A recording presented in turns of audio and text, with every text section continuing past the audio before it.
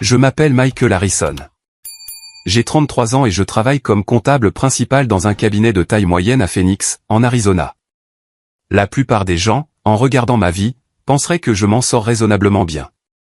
Un emploi décent, un revenu fiable, un petit appartement dans un quartier sûr. Pas le genre de réussite qui fait la une des journaux, mais solide et respectable.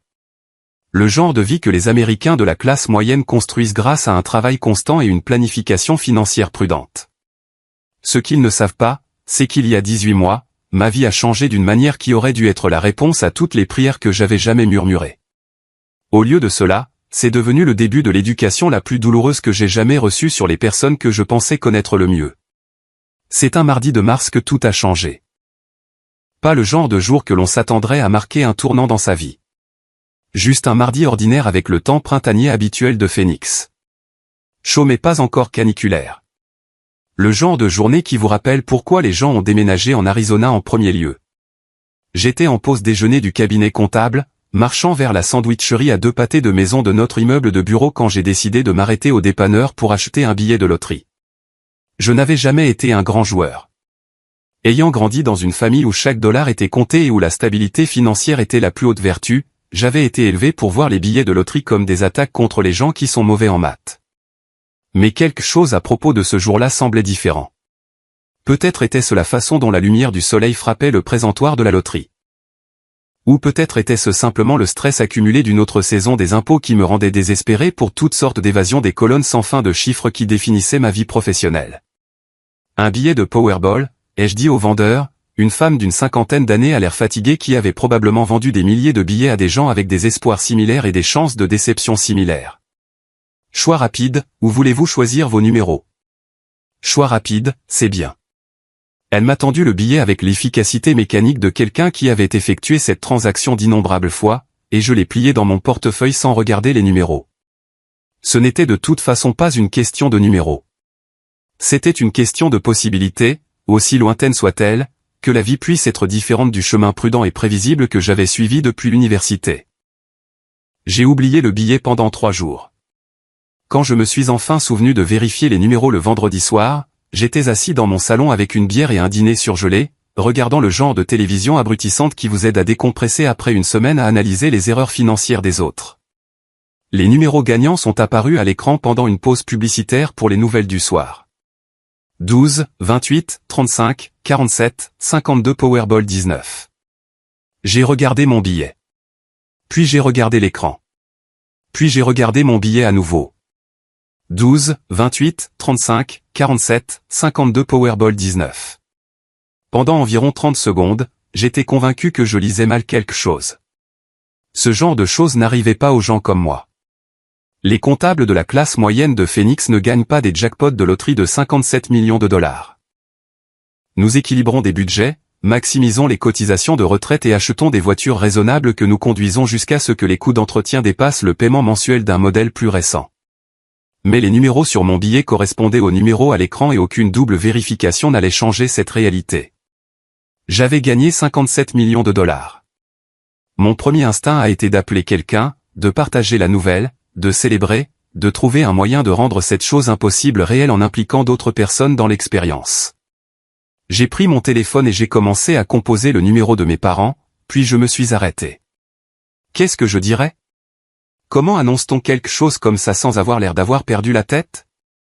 Au lieu de cela, j'ai passé le week-end à faire des recherches sur ce qui se passe quand on gagne à la loterie.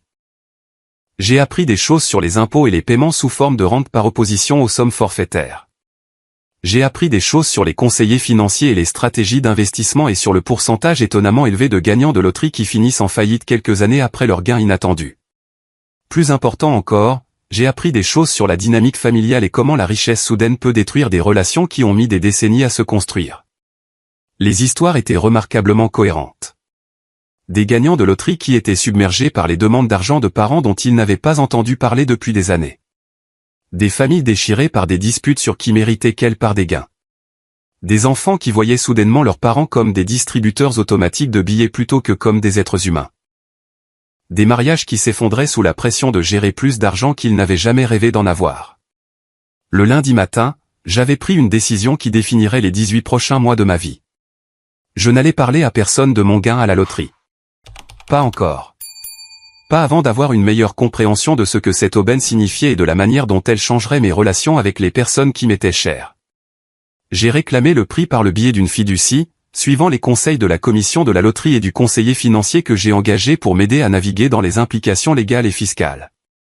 Après les impôts fédéraux et étatiques, je me suis retrouvé avec environ 34 millions de dollars dans un portefeuille d'investissement soigneusement géré qui générerait suffisamment de revenus pour soutenir n'importe quel style de vie que je pourrais vouloir mener.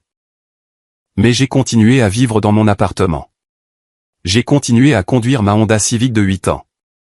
J'ai continué à aller au travail tous les jours et à analyser des feuilles de calcul et à prétendre que rien n'avait changé. La seule différence était que j'avais maintenant un secret qui devenait plus lourd chaque jour. Vivre avec un tel secret, c'est comme porter un poids que personne d'autre ne peut voir. Chaque conversation avec des amis et la famille devenait une performance, un équilibre prudent entre le maintien de mon ancienne identité et la gestion de la connaissance que je pouvais résoudre presque tous les problèmes qu'ils mentionnaient avec un seul chèque. Quand ma sœur se plaignait des remboursements de prêts étudiants, je hochais la tête avec sympathie tout en calculant que je pouvais rembourser sa dette avec ce que mes investissements rapportaient en 3 jours. Quand mes parents s'inquiétaient de leur épargne retraite, j'offrais des conseils génériques sur les cotisations 401K tout en sachant que je pouvais financer toute leur retraite sans affecter ma propre sécurité financière. Le secret était isolant, mais il m'a aussi donné une perspective sur mes relations que je n'avais jamais eues auparavant. Pour la première fois de ma vie, j'ai pu observer comment les gens me traitaient quand ils croyaient que je n'avais rien à leur offrir au-delà de ma personnalité et de ma compagnie. C'était une expérience intéressante sur la nature humaine, bien que pas toujours confortable. Après 6 mois à vivre cette double vie, j'ai réalisé que je devais prendre une décision sur ce qu'il fallait faire de l'argent et comment intégrer cette nouvelle réalité dans mes relations existantes. Mais avant de faire des choix permanents sur le changement de ma vie, je voulais comprendre quelque chose d'important sur les personnes avec qui j'envisageais de partager ma fortune. Je voulais savoir qui m'aiderait si j'en avais vraiment besoin. L'idée m'est venue au cours d'une semaine particulièrement difficile au travail, alors que je m'occupais d'un client dont la situation financière s'était détériorée en raison de circonstances indépendantes de sa volonté. Le voir lutter avec des factures qu'il ne pouvait pas payer et des obligations qu'il ne pouvait pas honorer m'a fait réfléchir au nombre de personnes dans ma propre vie qui avaient déjà connu un véritable désespoir financier. Ma famille avait toujours été de la classe moyenne, suffisamment à l'aise pour éviter les vraies difficultés, mais pas assez riche pour être désinvolte avec l'argent. Comment réagirait-il si c'était moi qui avais besoin d'aide? J'ai décidé de le découvrir. Le test que j'ai conçu était simple mais complet. J'appellerais chaque membre de ma famille immédiate et leur expliquerais que je faisais face à une crise financière. Je leur dirais que j'avais perdu mon emploi, que j'étais en retard sur mon loyer et que j'avais besoin d'aide pour éviter l'expulsion. Je demanderais des sommes d'argent spécifiques, pas des sommes énormes, mais suffisamment importantes pour représenter un véritable sacrifice pour quelqu'un avec des ressources limitées. Le but n'était pas de les tromper ou de les humilier. C'était de comprendre leur caractère d'une manière que les circonstances normales ne révéleraient jamais. Quand quelqu'un que vous aimez est dans un besoin réel, votre réponse dit quelque chose de fondamental sur vos valeurs et vos priorités. Je voulais savoir, avant de potentiellement changer la dynamique de notre famille pour toujours avec mes gains de loterie, sur qui je pouvais compter quand la situation devenait critique. J'ai commencé par mes parents. Papa, je dois te parler de quelque chose de sérieux. Ai-je dit quand il a répondu au téléphone un samedi matin d'octobre, je suis dans de vrais ennuis. Quel genre d'ennui, Michael? Je pouvais entendre l'inquiétude immédiate dans sa voix, ce qui m'a donné l'espoir que cette conversation pourrait mieux se passer que je ne le craignais. J'ai perdu mon emploi il y a 3 semaines, des coupes budgétaires au cabinet. J'ai essayé de trouver autre chose, mais tu sais comment est le marché en ce moment. Je suis en retard sur mon loyer et mon propriétaire me menace d'expulsion. J'ai besoin d'aide. Il y eut une longue pause. Je pouvais entendre ma mère poser des questions en arrière-plan et mon père expliquer la situation à voix basse. Michael, c'est une terrible nouvelle. J'aurais aimé que tu appelles plus tôt, mais tu connais notre situation. Les factures médicales de maman de l'année dernière ont anéanti la plupart de nos économies, et nous arrivons à peine à joindre les 2 bouts avec nos propres dépenses. Je ne vois pas comment nous pouvons t'aider financièrement en ce moment. Papa, je ne demande pas un prêt. Je demande de l'aide. 3 000 $ couvriraient mon loyer et mes charges jusqu'à ce que je puisse trouver un autre emploi. Je sais que c'est beaucoup d'argent, mais je suis désespéré. Une autre pause, plus longue cette fois. Fils, je comprends que tu aies peur, mais tu as 33 ans. Tu as un diplôme universitaire et une expérience professionnelle. C'est peut-être l'occasion de découvrir comment te débrouiller seul au lieu de chercher quelqu'un d'autre pour résoudre tes problèmes. Les mots m'ont frappé comme un coup physique. Non pas parce que j'avais réellement besoin de l'argent, mais à cause de ce qu'il révélait sur la façon dont mon père me voyait. Dans son esprit, demander de l'aide pendant une crise financière était une preuve de faiblesse plutôt que la réponse naturelle de quelqu'un confronté à des circonstances indépendantes de sa volonté. Alors tu dis non? Je dis que tu dois gérer ça toi-même. C'est ce que signifie être un adulte. J'ai raccroché le téléphone et je suis resté assis dans mon appartement pendant 1 heure à digérer ce qui venait de se passer. Mon père, qui m'avait élevé en croyant que la famille passe avant tout et que nous nous soutenons mutuellement dans les moments difficiles, venait essentiellement de me dire que j'étais seul au moment où j'avais le plus besoin d'aide. Mais peut-être qu'il passait juste une mauvaise journée. Peut-être que le stress des problèmes de santé de ma mère et leur propre pression financière l'avaient rendu moins généreux qu'il ne le serait normalement. Peut-être que ma mère réagirait différemment. Je l'ai appelé le lendemain. Michael, chéri, ton père m'a parlé de ta situation. Je suis vraiment désolé que tu traverses ça. Merci, maman. Je sais que papa a dit que vous ne pouviez pas aider, mais j'espérais que peut-être tu pourrais me prêter quelque chose, même si ce n'est pas le montant total. N'importe quoi aiderait en ce moment. Oh, mon chéri, j'aimerais bien, mais tu sais à quel point les choses sont serrées pour nous en ce moment. De plus, ton père pense que cela pourrait être bon pour toi à long terme. Une chance d'apprendre un peu d'indépendance. Maman, je risque l'expulsion. Il ne s'agit pas d'indépendance. Il s'agit d'avoir un endroit où vivre. Eh bien, peut-être que tu pourrais revenir à la maison pour un temps, juste jusqu'à ce que tu te remettes sur pied. Revenir à la maison à 33 ans avec une fortune secrète qui pourrait acheter leur maison cash. La solution de ma mère à ma prétendue crise financière était que je m'installe dans ma chambre d'enfant et que je recommence à zéro comme un adolescent qui n'a pas réussi à prendre son envol. Je ne peux pas revenir à la maison, maman. Je dois rester à Phoenix pour les entretiens d'embauche. J'ai juste besoin d'un prêt temporaire pour traverser les prochaines semaines. Je suis désolé, chérie, mais nous ne pouvons tout simplement pas le faire en ce moment. Peut-être que tu pourrais demander à ta sœur. Ma sœur Lisa, 2 ans plus jeune que moi, mariée à un gars qui travaillait dans la vente, vivant dans une belle maison à Scottsdale avec leurs 2 jeunes enfants. Lisa avait toujours été la réussite de la famille, celle qui semblait avoir tout compris pendant que j'essayais encore de trouver ma voie dans la vie. Je l'ai appelée ce soir-là. Lisa, je dois te demander une faveur. Une grande faveur? Quel genre de faveur? J'ai expliqué à nouveau la situation. Emploi perdu, en retard sur le loyer, menacé d'expulsion. J'ai demandé $3000, le même montant que j'avais demandé à nos parents. Michael, j'aimerais pouvoir t'aider, mais $3000, c'est beaucoup d'argent. C'est presque la moitié de ce que nous payons pour la garderie chaque mois. Brad et moi avons nos propres factures à nous soucier. Je comprends que c'est beaucoup d'argent, mais je suis ton frère et je suis dans de vrais ennuis. Je ferais la même chose pour toi si la situation était inversée. Le ferais-tu, vraiment? Quand nous as-tu jamais aidé avec quoi que ce soit? Tu appelles à peine. Tu manques la moitié des réunions de famille. Et maintenant, soudainement, tu veux $3000 parce que tu n'as pas pu garder un emploi. Ces mots m'ont piqué parce qu'ils contenaient assez de vérité pour me faire douter de mes propres motivations. Je m'étais éloigné de ma famille au fil des ans, en partie à cause de ma personnalité naturellement introvertie et en partie parce que je trouvais leurs discussions constantes sur l'argent et le statut épuisantes. Mais je n'avais jamais réalisé qu'ils interprétaient ma distance comme de l'égoïsme. Lisa, je sais que je n'ai pas été le frère le plus impliqué, mais c'est différent. C'est une urgence. Écoute, Michael, je suis désolé pour toi. Vraiment. Mais tu es un adulte et les adultes règlent leurs propres problèmes. C'est peut-être un signal d'alarme. Peut-être que tu dois prendre ta carrière au sérieux au lieu de simplement dériver dans la vie, en attendant que quelqu'un d'autre s'occupe de toi. Dériver dans la vie. Selon ma sœur, mon emploi stable de comptable principal constituait une dérive dans la vie. Selon ma sœur, demander de l'aide pendant une urgence financière signifiait que j'attendais que quelqu'un d'autre s'occupe de moi.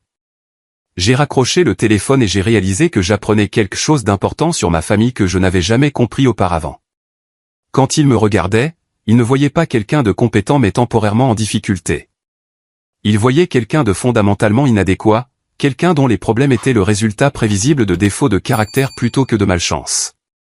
Mais j'avais encore un appel à passer. Mon jeune frère Jake avait 28 ans et travaillait comme mécanicien à Tucson. Il n'était jamais allé à l'université, n'avait jamais eu ce que l'on appellerait une carrière prestigieuse, mais il était le genre de personne qui vous donnerait la chemise sur son dos si vous en aviez besoin. En grandissant, Jake avait toujours été le pacificateur de la famille, celui qui aplanissait les conflits et s'assurait que tout le monde se sent inclus. Si quelqu'un dans ma famille m'aidait, ce serait Jake. Jake, je dois te parler de quelque chose d'important. Je suis dans de graves difficultés financières. J'ai expliqué la situation pour la 4e fois, mais avec Jake, je me suis retrouvé à être plus honnête sur à quel point j'étais censé me sentir effrayé et désespéré. Peut-être parce que je savais qu'il ne me jugerait pas d'être vulnérable. Ou peut-être parce que je voulais sincèrement qu'il comprenne la gravité de ce que je demandais. Mec, ça craint. Je suis vraiment désolé que tu traverses ça. 3000 $, hein? Je sais que c'est beaucoup d'argent. Si tu ne peux pas le faire, je comprends. Mais j'ai déjà demandé à maman, papa et Lisa, et personne ne peut t'aider.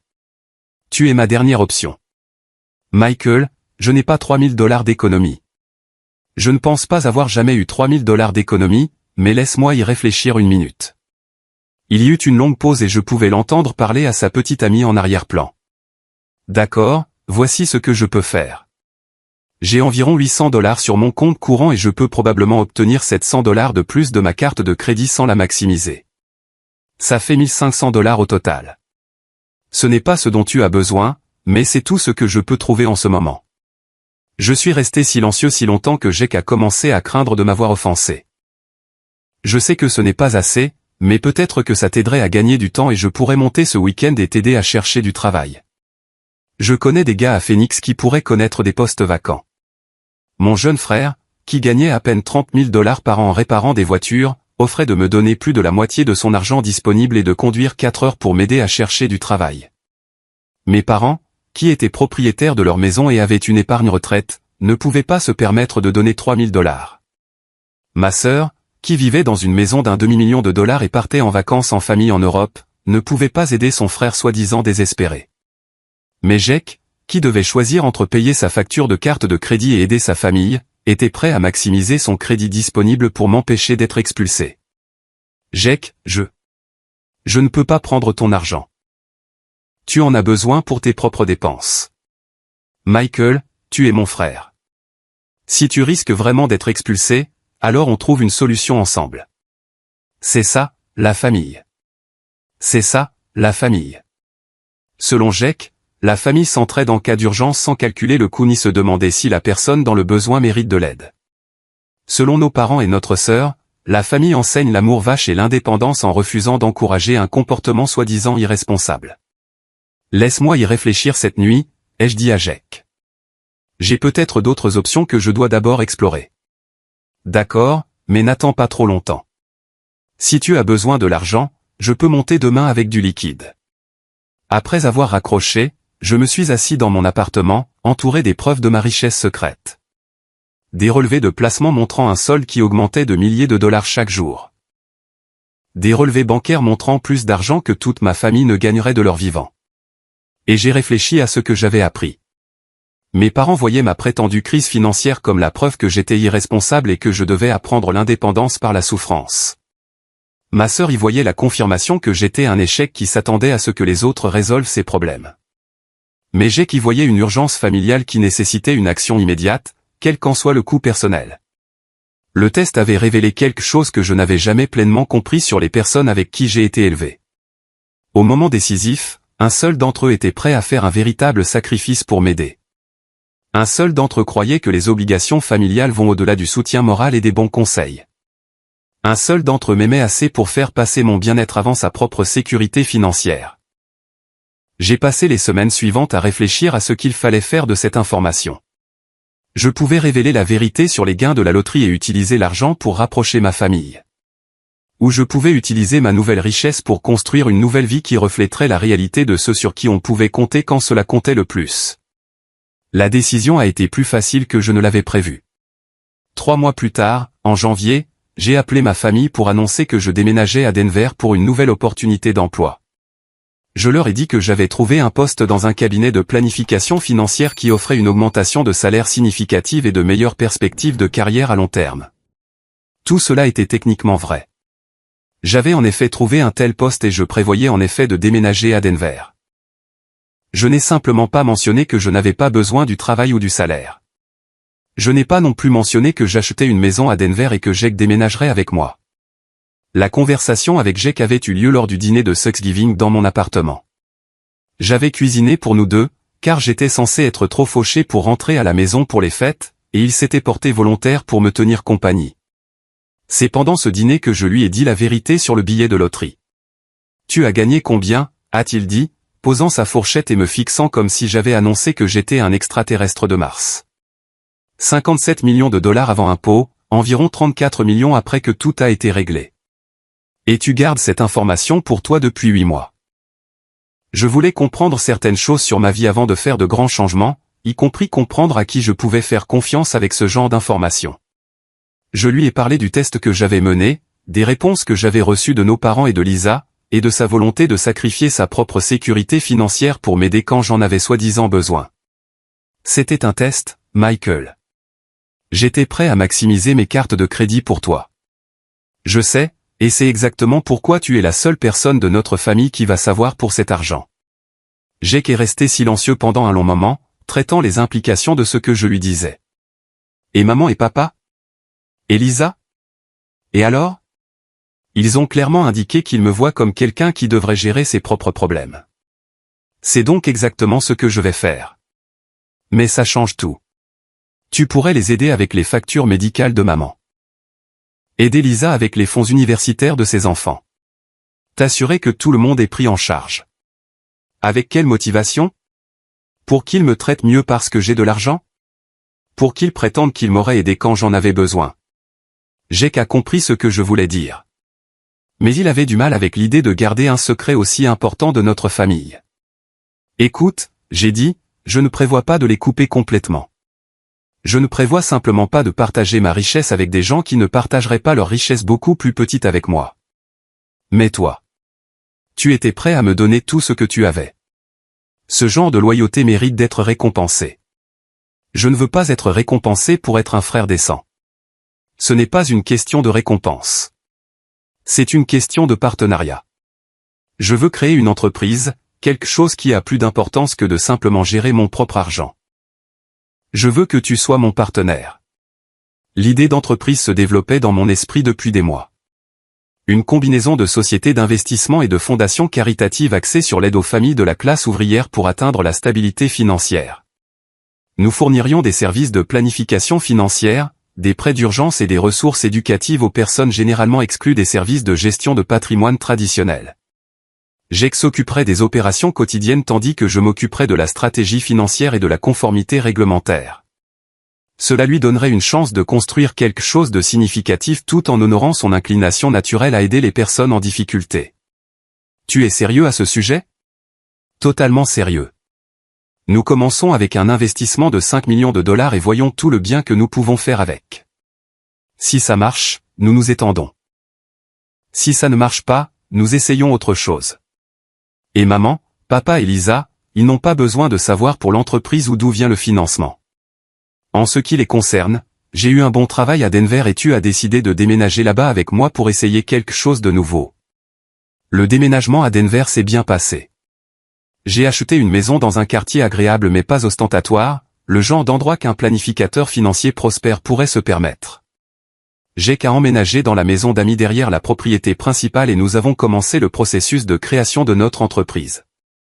Pendant 6 mois, nous avons maintenu la fiction que je travaillais pour quelqu'un d'autre tout en construisant discrètement l'infrastructure de notre propre cabinet. J'ai qu'à suivi des cours de planification financière et de gestion d'entreprise. J'ai obtenu les licences et certifications nécessaires. Nous avons développé des relations avec des avocats, des comptables et d'autres professionnels qui pourraient nous aider à servir notre clientèle cible. Au moment où nous avons officiellement lancé Harrison Brothers Financial Services, nous étions prêts à avoir un réel impact dans notre communauté. Notre première année a dépassé toutes les attentes. Nous avons aidé plus de 200 familles à améliorer leur situation financière, empêché des dizaines de saisies immobilières et démontré que les services financiers éthiques pouvaient être à la fois rentables et socialement bénéfiques. Jake s'est révélé être un naturel pour établir des liens avec des clients qui avaient été intimidés ou ignorés par les conseillers financiers traditionnels. Il parlait leur langue, comprenait leurs défis et ne les faisait jamais se sentir jugés pour leurs erreurs financières passées. En 18 mois, il gagnait plus d'argent qu'il n'avait jamais rêvé d'en gagner. Et il le faisait en aidant des gens qui lui rappelaient son propre milieu familial. Pendant ce temps, ma relation avec nos parents et Lisa a continué à peu près comme avant, sauf avec plus de distance géographique. Nous parlions occasionnellement, échangions des cartes de vœux et maintenions le genre de lien poli mais superficiel que beaucoup de frères et sœurs adultes ont avec leur famille. Ils ne m'ont jamais interrogé sur ma situation financière et je n'ai jamais donné d'informations sur la bonne marche de l'entreprise. Je pense qu'ils supposaient que je m'en sortais bien, mais pas spectaculairement bien, à l'aise mais pas riche. Le même genre d'existence de classe moyenne qu'ils s'étaient toujours attendus à ce que j'atteigne. Jake avait du mal à garder le secret, surtout pendant les appels téléphoniques familiaux lorsque nos parents mentionnaient des soucis d'argent ou lorsque Lisa se plaignait du coût des activités de ses enfants.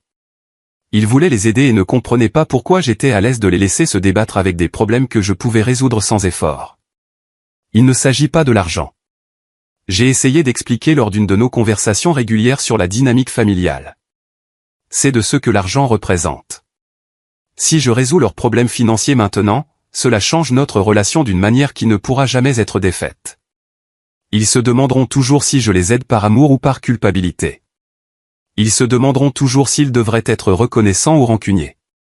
Mais ils font toujours partie de la famille. Vraiment? Quand j'avais besoin d'aide, ils m'ont traité comme un fardeau. Quand j'ai soi-disant perdu mon emploi, ils y ont vu la preuve de mes échecs personnels plutôt qu'une situation qui nécessitait le soutien de la famille. Pourquoi leurs problèmes financiers devraient-ils être ma responsabilité alors que mes problèmes financiers n'étaient pas les leurs? Jake ne pouvait pas contester la logique, mais il restait mal à l'aise avec la réalité émotionnelle de voir notre famille lutter pendant que nous prospérions en secret. Le test est revenu de manière inattendue 2 ans après mon déménagement à Denver. Ma mère a appelé un mardi soir de mars, presque exactement 3 ans après que j'avais acheté le billet de loterie gagnant. Elle semblait plus âgée que dans mon souvenir, plus fragile, et sa voix portait une sorte de désespoir que je n'avais jamais entendu auparavant. « Michael, je dois te demander quelque chose, et je veux que tu saches à quel point c'est difficile pour moi. »« Qu'est-ce qu'il y a, maman ? » ?»« Ton père a eu une autre crise cardiaque la semaine dernière, une plus grosse cette fois. Il va s'en sortir, mais les médecins veulent qu'il subisse une intervention chirurgicale, et notre assurance ne couvrira pas tout. Nous nous attendons à environ 40 000 $ de dépenses non remboursées. 40 000 $, moins que ce que mes investissements rapportaient en une semaine typique, mais apparemment assez pour créer une véritable crise financière pour mes parents. Je suis vraiment désolé, maman. Je ne savais pas que papa avait des problèmes de santé. Il ne voulait pas vous inquiéter, les enfants. Tu sais comment il est pour montrer sa faiblesse. Mais nous n'avons pas 40 000 $, Michael. Nous n'avons même pas 10 000 $.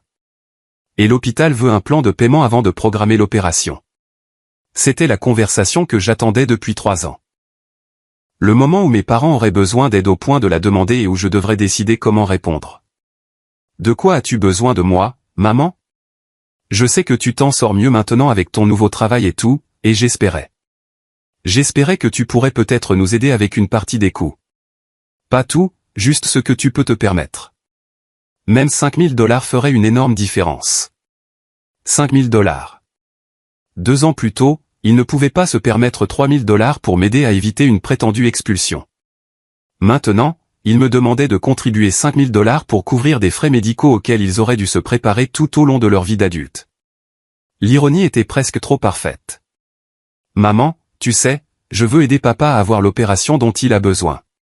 Laisse-moi regarder mes finances et voir ce que je peux faire. Oh, merci, mon chéri. Je sais que c'est beaucoup demandé. Mais nous n'avons personne d'autre vers qui nous tourner. Ils n'avaient personne d'autre vers qui se tourner, sauf qu'ils avaient quelqu'un d'autre vers qui se tourner. Ils ne le savaient tout simplement pas. J'ai raccroché et j'ai appelé Jake pour lui parler de la conversation. « Tu vas les aider, n'est-ce pas ?» a-t-il dit immédiatement. « Bien sûr que je vais les aider. La question est de savoir combien les aider et comment le faire d'une manière qui ait du sens. » « Qu'est-ce que tu veux dire ?»« Je veux dire, Je pourrais faire un chèque de 40 000 $ demain et résoudre tous leurs problèmes, mais cela soulèverait des questions sur l'origine de cet argent. Ou je pourrais contribuer ce qu'ils ont demandé et les laisser trouver le reste, ce qui est probablement ce qu'ils attendent de toute façon. Jake est resté silencieux un moment. Et s'il y avait une troisième option? Quel genre de troisième option? Et si l'argent venait de quelqu'un d'autre? Quelqu'un qui aurait des raisons de les aider mais qui n'est pas directement lié à notre famille. J'ai réalisé ce qu'il suggérait. Un donateur anonyme. Pense Y, papa a travaillé pour la même entreprise pendant 30 ans. Maman a été bénévole à l'église pendant presque aussi longtemps. Ils ont probablement aidé des dizaines de personnes au fil des ans d'une manière dont ils n'ont jamais parlé. Il ne serait pas complètement incroyable que quelqu'un veuille leur rendre l'appareil. C'était d'une simplicité élégante. Je pouvais résoudre la crise financière de mes parents sans révéler ma propre richesse ni créer de dynamique familiale compliquée. Ils recevraient l'aide dont ils avaient besoin tout en maintenant leur dignité et leur indépendance. Et je pourrais honorer mon obligation envers la famille sans compromettre les limites que j'avais établies. Comment mettrions-nous cela en place? Laisse-moi m'en occuper. Je connais un gars qui connaît un gars. D'ici vendredi, tes parents recevront une lettre recommandée d'un cabinet d'avocats expliquant qu'un bienfaiteur anonyme a choisi de couvrir leurs frais médicaux en reconnaissance de leur service à la communauté. Et ils ne sauront jamais que ça venait de moi. Ils ne sauront jamais que ça venait de toi. Le plan a fonctionné parfaitement. Mes parents ont reçu la lettre le vendredi après-midi et ma mère m'a appelé ce soir-là pour partager la nouvelle miraculeuse. Michael, tu ne croiras jamais ce qui s'est passé. Quelqu'un que nous ne connaissons même pas a payé l'opération de ton père. Tout. 40 000 $ d'un parfait inconnu qui a dit que nous l'avions aidé à traverser une période difficile il y a des années. C'est incroyable, maman. Papa doit être tellement soulagé. Il a pleuré quand je lui ai lu la lettre. Je n'ai pas vu ton père pleurer depuis la mort de son propre père. Il n'arrête pas de dire qu'il n'arrive pas à croire que quelqu'un ferait quelque chose comme ça pour nous. Je pouvais entendre l'émotion dans sa voix, la gratitude et l'étonnement écrasant de recevoir une générosité aussi inattendue. C'était la même émotion que j'aurais pu entendre si elle avait su que l'argent venait de son fils, mais sans les sentiments compliqués d'obligation et de ressentiment qui auraient pu accompagner un cadeau familial. Vous nous avez élevés en croyant que l'on récolte ce que l'on sème. J'ai dit, peut-être que c'est juste l'univers qui rembourse papa pour tout le bien qu'il a fait au fil des ans. Peut-être bien. Peut-être bien. Après l'opération réussie et le rétablissement de mon père, ma relation avec mes parents s'est améliorée d'une manière que je n'avais pas prévue. Ils semblaient plus détendus lors de nos appels téléphoniques, moins stressés par l'argent, plus intéressés à entendre parler de ma vie à Denver. C'était comme si le don anonyme avait levé un poids de leurs épaules que je n'avais même pas réalisé qu'ils portaient. Mais j'ai aussi remarqué qu'ils n'ont jamais demandé si je pouvais contribuer aux frais médicaux, même après avoir appris que le donateur anonyme avait tout couvert. Ils ne sont jamais revenus à la charge pour me demander si je voulais aider avec d'autres coûts associés au rétablissement de mon père. C'était comme s'ils n'avaient jamais attendu de moi que je puisse aider en premier lieu. La réaction de Lisa à l'histoire était différente. Je n'arrive pas à croire que quelqu'un leur ait simplement donné 40 000 $. A-t-elle dit lors de notre prochaine conversation téléphonique. Les gens ne font plus des choses comme ça. Je me demande s'ils savent qui c'était vraiment et qu'ils ne nous le disent pas. Pourquoi garderaient-ils le secret? Peut-être parce qu'ils ne veulent pas que nous nous sentions obligés de remercier quelqu'un ou peut-être parce qu'ils ont honte d'accepter la charité. L'instinct de Lisa qu'il y avait plus à l'histoire que ce que nos parents partageaient m'a rendu nerveux. Mais Jake m'a assuré que les arrangements juridiques étaient inattaquables. Même si quelqu'un essayait d'enquêter sur la source du don, il ne le retracerait qu'à une fondation caritative légitime qui faisait régulièrement des dons anonymes aux familles dans le besoin. De plus, a souligné Jake, Lisa n'est pas vraiment suspicieuse à propos de l'argent. Elle est juste jalouse que tes parents aient obtenu quelque chose qu'elle n'a pas eu. Il avait raison. Les commentaires ultérieurs de Lisa sur le don anonyme portaient toujours une nuance de ressentiment. Comme si elle sentait qu'elle et sa famille méritaient tout autant une aide financière inattendue. Il ne lui est jamais venu à l'esprit que nos parents avaient reçu de l'aide parce qu'ils en avaient besoin, pas parce qu'ils le méritaient plus que quiconque. Le succès de la stratégie du don anonyme m'a fait réfléchir à d'autres façons d'utiliser ma richesse pour aider les gens dans ma vie sans créer de dynamique sociale compliquée. Au cours de l'année suivante, j'ai fait plusieurs autres dons anonymes, à l'ex-petit ami de Jake qui luttait avec des dettes de prêts étudiants, à un ancien collègue qui risquait la saisie immobilière, à mon ancienne église pour financer un programme pour les jeunes qui étaient sur le point d'être supprimés en raison de contraintes budgétaires. Chaque fois, j'ai ressenti la satisfaction de résoudre des problèmes sérieux pour des personnes qui m'étaient chères sans avoir à naviguer dans les émotions complexes qui accompagnent les dons connus. Les bénéficiaires obtenaient l'aide dont ils avaient besoin tout en conservant leur dignité. J'obtenais la satisfaction d'utiliser ma richesse pour le bien sans avoir à gérer la gratitude, l'obligation ou des relations changées. Mais j'ai aussi commencé à comprendre quelque chose d'important sur la psychologie de la richesse que je n'avais pas anticipé lorsque j'ai gagné à la loterie pour la première fois. Avoir le pouvoir de résoudre les problèmes des gens avec de l'argent est enivrant. Savoir que vous pouvez faire disparaître le plus grand souci de quelqu'un avec un seul appel téléphonique vous donne un sentiment de contrôle et d'importance qui peut devenir addictif. Plus je faisais de dons anonymes, plus je voulais en faire. Plus je résolvais de problèmes, plus je commençais à chercher des problèmes. J'ai commencé à voir des difficultés financières partout où je regardais. Et j'ai commencé à me sentir responsable de les résoudre. C'était une sorte de fardeau de personnes riches dont je n'avais jamais entendu personne parler. La pression d'aider tout le monde parce que vous avez les ressources pour aider tout le monde. J'ai qu'à remarquer le changement dans mon comportement avant moi. Tu commences à te comporter comme si tu te prenais pour Dieu. A-t-il dit lors d'une de nos conversations régulières au dîner. Qu'est-ce que tu veux dire? Je veux dire que tu essaies de résoudre les problèmes de tout le monde avec de l'argent. Et ce n'est pas comme ça que la vie fonctionne. Certains problèmes sont censés être difficiles. Certaines luttes sont censées enseigner aux gens des choses qu'ils ont besoin d'apprendre. Tu ne peux pas simplement faire des chèques pour tous ceux pour qui tu as de la peine. Pourquoi pas? Si je peux aider les gens, pourquoi ne devrais-je pas les aider? Parce que l'aide sans contexte n'est pas toujours utile. Parce que résoudre les problèmes des gens pour eux ne les rend pas réellement plus forts ou plus capables. Parce que tu n'es pas responsable de réparer tout ce qui est cassé dans le monde. C'était une conversation difficile, mais j'avais besoin de l'entendre. J'avais commencé à perdre la perspective sur la différence entre aider les gens dans de véritables urgences et permettre aux gens d'éviter les conséquences naturelles de leur choix. J'avais commencé à voir ma richesse comme un outil pour créer le monde dans lequel je voulais vivre plutôt que comme une ressource pour répondre à des besoins spécifiques lorsqu'ils se présentaient. J'ai réduit les dons anonymes et je me suis recentré sur la croissance de notre entreprise et la création de richesses qui pourraient être partagées de manière durable avec les personnes qui travaillaient à améliorer leur propre situation. Au lieu de résoudre les problèmes pour les gens, nous avons commencé à leur apprendre à résoudre les problèmes par eux-mêmes. L'entreprise a continué à prospérer. À notre 3e année, nous avions aidé plus d'1 millier de familles à améliorer leur situation financière, et nous nous étions étendus à 3 villes supplémentaires. Jake était devenu l'un des conseillers financiers les plus respectés de Denver, connu pour sa capacité à créer des liens avec des clients qui avaient été négligés par les entreprises traditionnelles. J'avais accompli quelque chose que mon billet de loterie n'avait jamais garanti. J'avais construit une vie pleine de sens qui reflétait mes valeurs et mes priorités. J'utilisais ma richesse pour avoir un impact positif sur ma communauté tout en maintenant des relations honnêtes avec les personnes qui m'étaient chères. Mais je n'avais toujours pas dit la vérité à mes parents et à Lisa sur les gains de la loterie. Le secret était devenu une partie si fondamentale de mon identité que je ne pouvais pas imaginer ma vie sans lui. Il me donnait la liberté d'être moi-même sans me soucier de la façon dont les perceptions de ma famille à mon égard pourraient changer s'ils connaissaient ma richesse. Il me permettait de maintenir des relations basées sur une affection authentique plutôt que sur une obligation financière.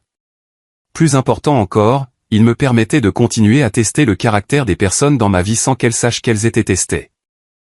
Ce dernier test est arrivé 4 ans après mon déménagement à Denver, lorsque Lisa a appelé pour demander de l'aide pour les frais d'université de sa fille aînée. Michael, je dois te demander une faveur et je veux que tu saches à quel point c'est difficile pour moi. La conversation ressemblait à une rediffusion de l'appel de ma mère concernant les frais médicaux de mon père, sauf que cette fois le montant était beaucoup plus important. Emma a été acceptée à Stanford.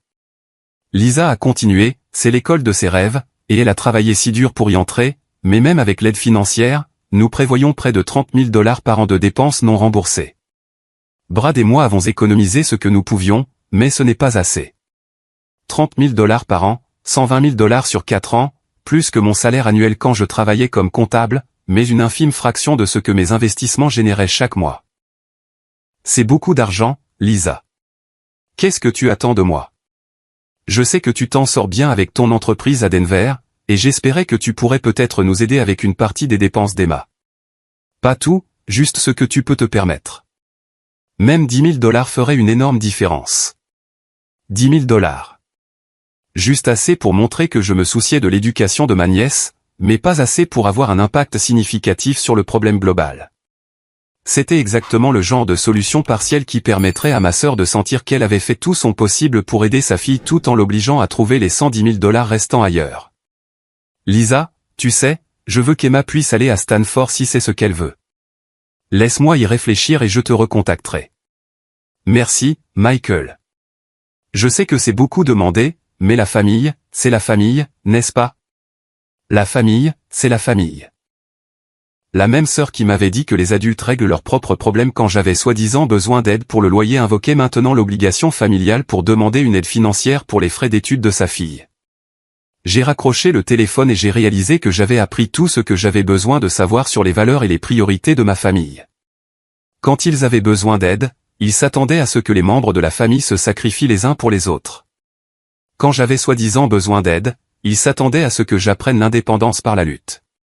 Le double standard était si clair que je me demandais comment j'avais pu le manquer pendant tant d'années. J'ai appelé Jake pour discuter de la situation. Alors, qu'est-ce que tu vas faire? Je vais aider Emma à aller à Stanford, mais je ne vais pas le faire comme Lisa s'y attend. Un autre donateur anonyme. Quelque chose comme ça. Mais cette fois, je veux que Lisa comprenne que l'aide financière vient de personnes qui se soucient de l'éducation et des opportunités, pas de membres de la famille qui sont censés résoudre les problèmes les uns des autres. La bourse que j'ai établie par le biais de notre fondation caritative était spécifiquement conçue pour les étudiants de familles de la classe moyenne qui avaient été acceptés dans des universités prestigieuses mais ne pouvaient pas se permettre le coût total de la scolarité.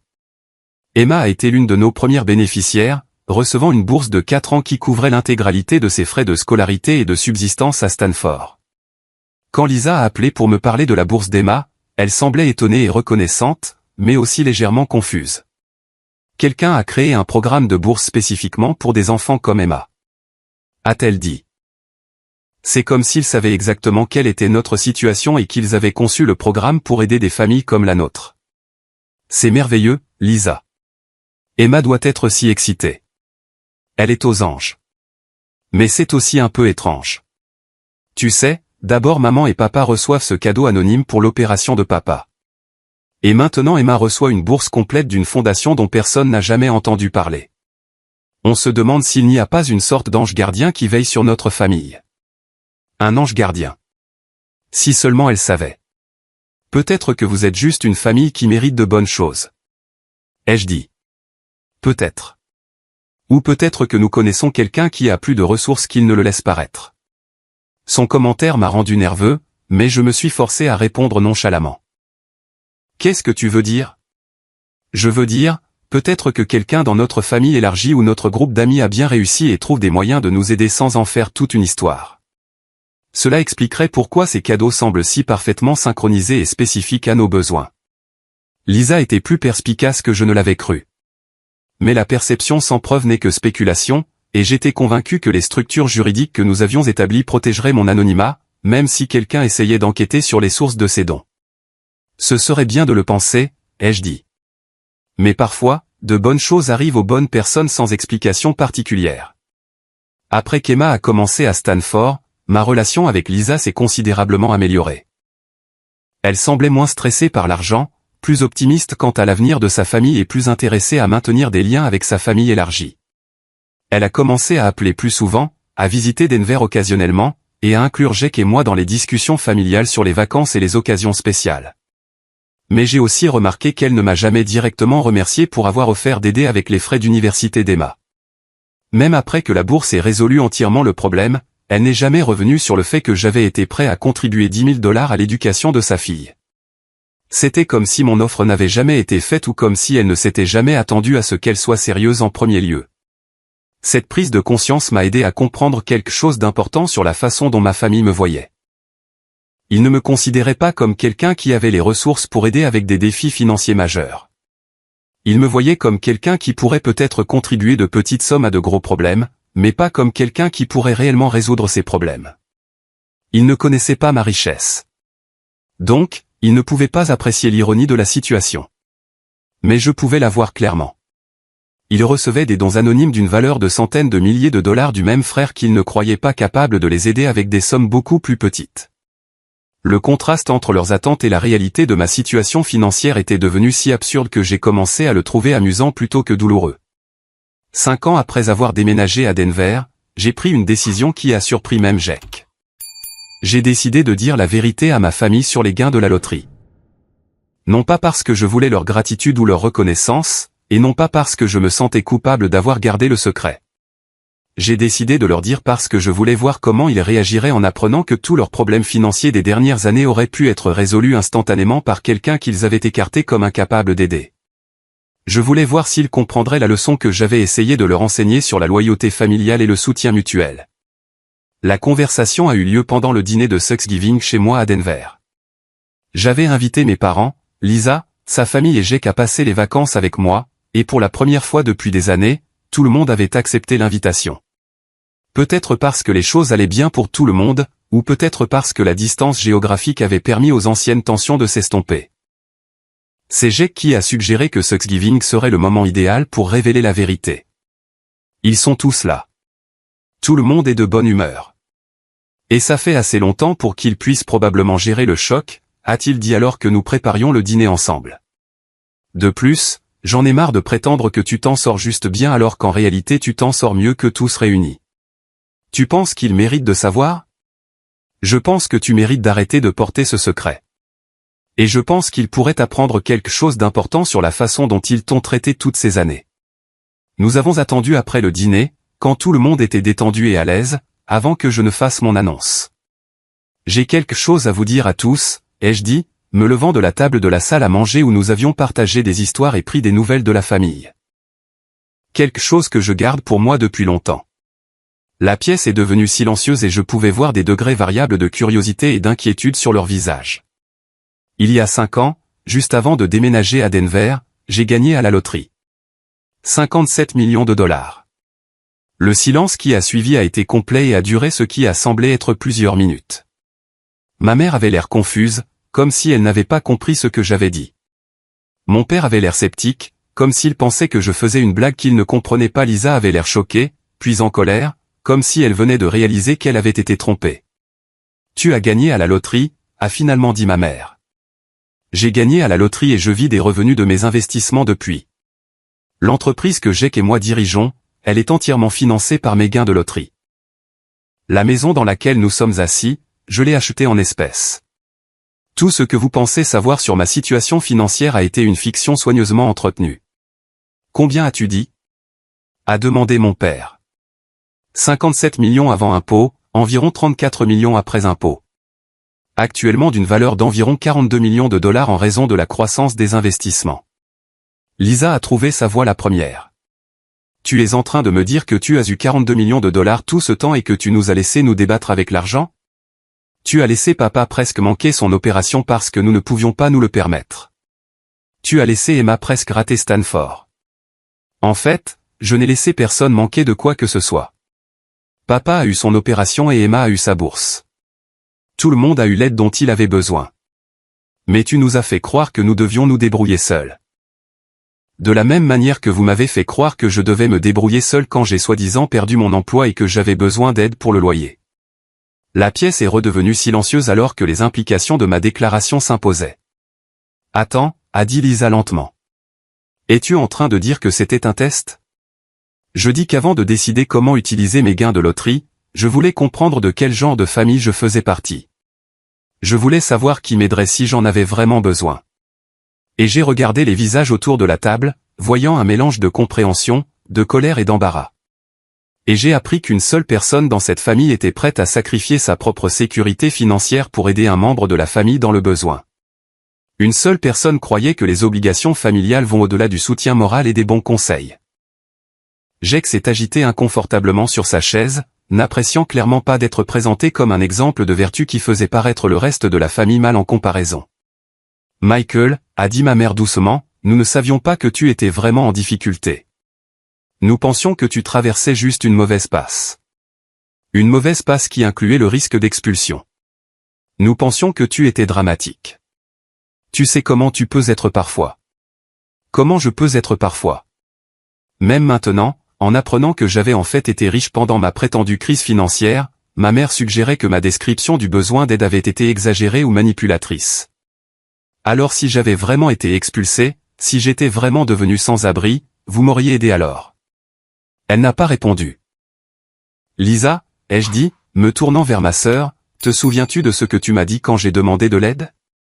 Tu as dit que les adultes règlent leurs propres problèmes. Tu as dit que c'était peut-être un signal d'alarme pour que je prenne ma carrière au sérieux. Je pensais que tu avais juste du mal à faire la transition entre 2 emplois. Je ne savais pas que c'était une véritable urgence. Mais quand tu avais besoin d'aide pour les frais d'université d'Emma, c'était une véritable urgence qui nécessitait le soutien de la famille. C'est différent. Il s'agissait de l'avenir d'Emma. Et mon expulsion supposée n'était pas à propos de mon avenir. La conversation a continué pendant une autre heure, mais la dynamique fondamentale n'a jamais changé. Ma famille ne pouvait pas reconnaître qu'elle avait échoué à son propre test de loyauté et de soutien mutuel. Ils continuaient à rationaliser leurs réponses précédentes tout en exprimant leurs blessures et leur colère que je les ai testées en premier lieu. Je n'arrive pas à croire que tu nous aies menti pendant 5 ans, a dit Lisa alors que la soirée touchait à sa fin. Je ne vous ai pas menti. Je me suis protégé contre des personnes qui ont démontré qu'elles ne se soucient pas réellement de mon bien-être, sauf si cela leur convient. Ce n'est pas juste. Ce qui n'est pas juste, c'est de demander à ton frère de contribuer $10 000 à l'éducation de ta fille tout en croyant que ce même frère ne pouvait pas se permettre de t'aider avec $3 000 quand il était soi-disant menacé d'expulsion. Au moment où tout le monde est allé se coucher cette nuit-là, il était clair que ma révélation n'avait pas rapproché ma famille. Si quoi que ce soit, elle avait cristallisé les différences dans nos valeurs et priorités qui se développaient depuis des années. Mes parents semblaient principalement concentrés sur leur propre embarras de ne pas avoir reconnu ma richesse plus tôt. Lisa semblait en colère que j'ai des ressources que je n'avais pas partagées et blessée que j'ai testé sa loyauté à son insu. Seul Jake semblait comprendre que le vrai problème n'était pas l'argent ou le secret, mais la façon dont nous nous traitions les uns les autres quand quelqu'un était supposément dans le besoin. Le lendemain matin, alors que tout le monde se préparait à partir, mon père m'a pris à part pour une conversation privée. Michael, je veux que tu saches que je suis fier de ce que tu as accompli avec ton entreprise et tes investissements. Tu as bien réussi. Merci, papa. Mais je veux aussi que tu comprennes que ce que tu as fait, nous tester comme ça, ce n'était pas juste. Nous sommes ta famille. Nous ne devrions pas avoir à te prouver notre amour. Tu as raison, papa. Vous ne devriez pas avoir à me prouver votre amour. Cela devrait être évident dans la façon dont vous me traitez quand j'ai besoin d'aide. Nous avons toujours été là pour toi. Vraiment? Parce que quand j'avais soi-disant le plus besoin d'aide, tu m'as dit que je devais apprendre l'indépendance par la souffrance. Quand Jake a offert de m'aider, tu lui as dit que c'est ce que la famille fait.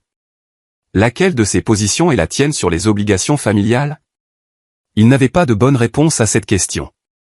Alors que ma famille faisait ses bagages et se préparait pour le retour en Arizona, j'ai réalisé que je me sentais plus léger que je ne l'avais été depuis des années. Non pas parce que la conversation s'était bien passée. Ce n'était pas le cas. Mais parce que je n'avais plus à porter le poids d'un secret qui avait défini ma vie pendant une demi-décennie. Je n'avais plus non plus à m'interroger sur le caractère ou les valeurs de ma famille.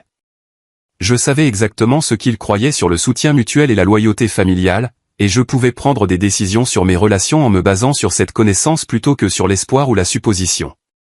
6 mois après ce dîner de Thanksgiving, Jake et moi avons déménagé notre entreprise dans des locaux plus grands et avons embauché 12 employés supplémentaires. Nous avions prouvé que les services financiers éthiques pouvaient être à la fois rentables et socialement bénéfiques, et nous étions prêts à étendre notre impact.